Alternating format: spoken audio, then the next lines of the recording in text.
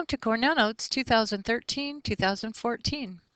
Today, we're going to take the time to look at why we take Cornell Notes and what do Cornell Notes look like. So this is just going to be a brief skeleton, give you kind of an overview.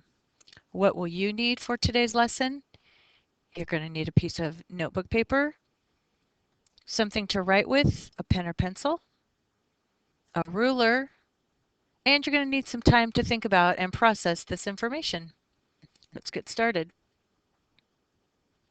On your piece of notebook paper, you should have a red or a yellow line that runs horizontally across the top.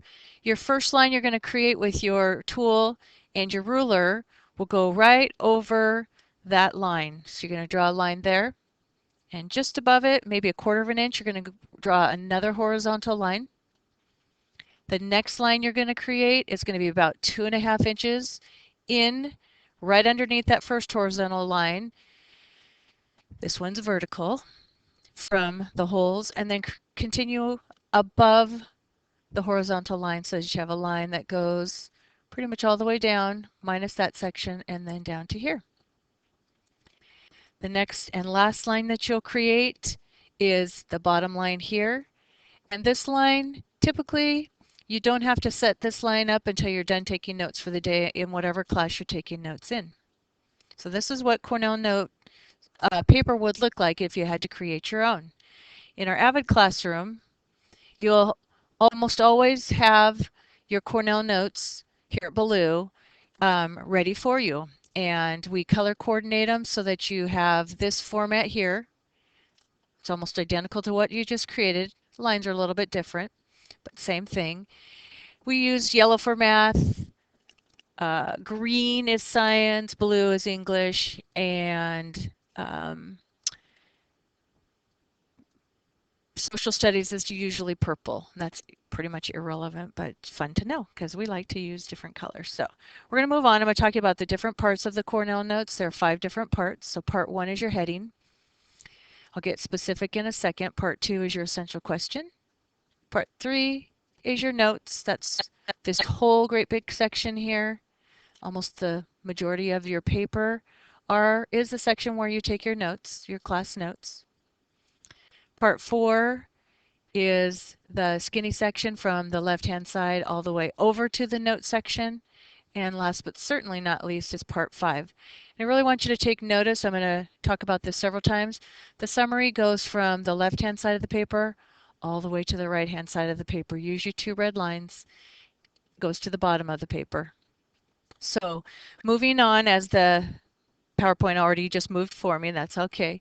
I want you to write down, again, each of those parts if you didn't already do so, and what the title of it, that each section is. The full heading is part 1. Part 2, your essential question. Part 3, your notes. Part 4, questions, and those are questions that you'll be creating as you do your Cornell Notes after you've taken the class set. And part 5, again, is the summary. So what goes where? I'm going to give you a little bit more detailed information for each of those parts. In the heading, your name, class, period, date, and topic. Your essential question, that part 2 again.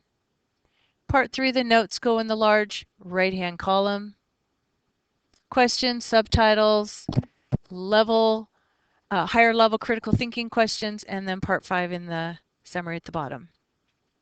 So we're going to do a little bit of specific thinking, first and last name. I want you to practice to make sure you have there.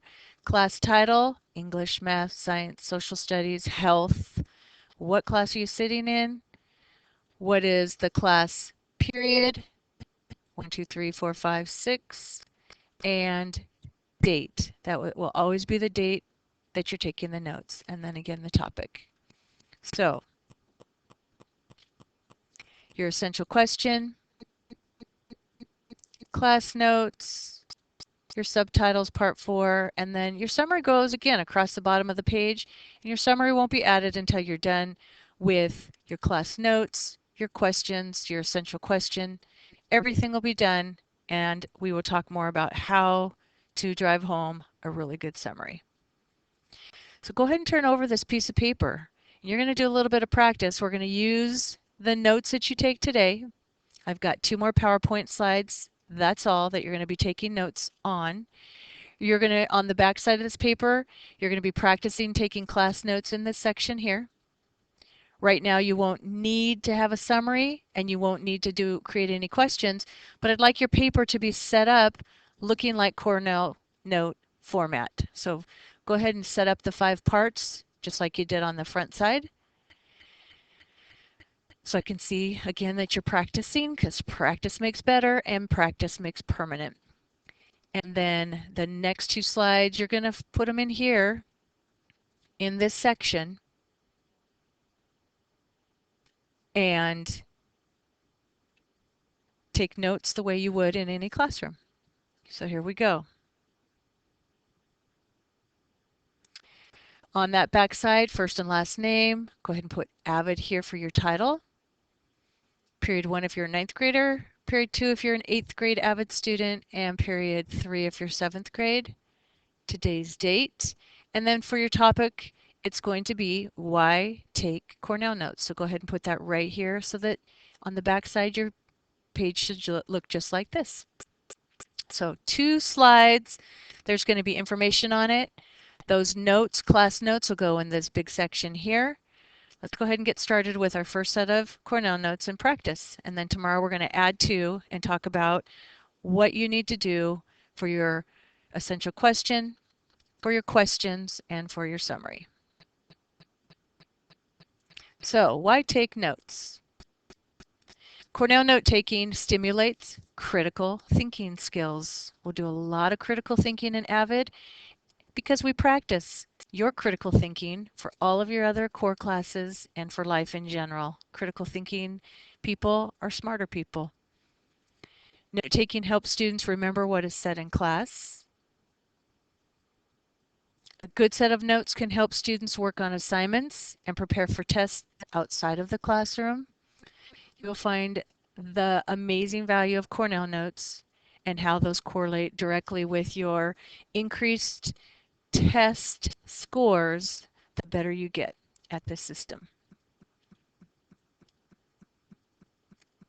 Good notes allow students to help each other problem solve.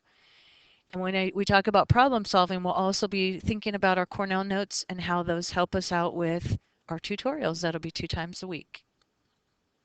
Good notes help students organize and process data and information.